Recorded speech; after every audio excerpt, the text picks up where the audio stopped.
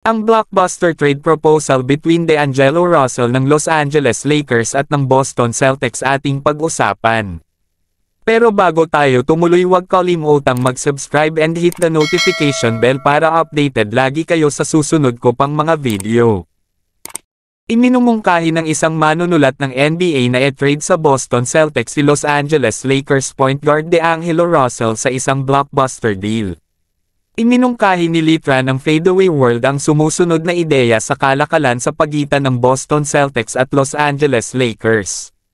Los Angeles Lakers received Derek White. Boston Celtics received D'Angelo Russell, 2025 second round pick, 2027 second round pick, 2030 second round pick. Nakuha ng Lakers si Russell mula sa Minnesota Timberwolves sa 2023 February trade deadline. Ang produkto ng Ohio State ay mahusay na naglaro sa kanyang 17 laro sa Los Angeles na nag-average ng 17.4 points at 6.1 na assist habang nag-shoot ng 41.4% mula sa 3-point area.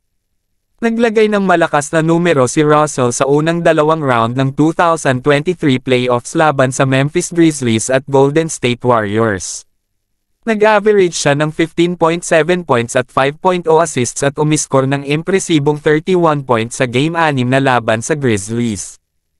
Ngunit bumaba ang performance ni Russell laban sa Denver Nuggets sa Western Conference Finals kung kaya't inisip ng maraming tao sa buong NBA na hindi na dapat siya muling papirmahin ng Lakers.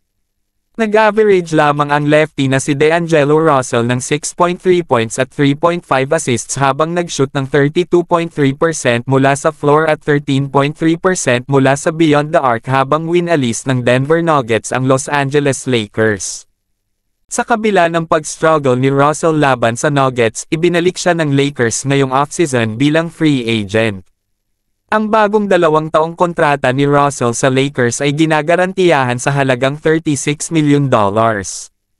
Ang isang beses na NBA All-Star ay mayroong $700,000 na insentibo sa bawat season ng deal.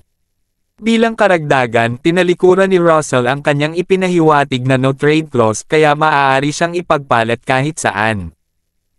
Dahil tinalikuran ni Russell ang kanyang no-trade clause, naniniwala ang ilang NBA insiders na hahanapin ng Lakers na i-trade ang veterano kung mag-struggle siya sa susunod na season. Samantala, pag natuloy ang trade proposal, ang Boston Celtics ay may starting 5 na sina Russell, Jaylen Brown, Jason Tatum, Kristaps Porzingis at Al Horford.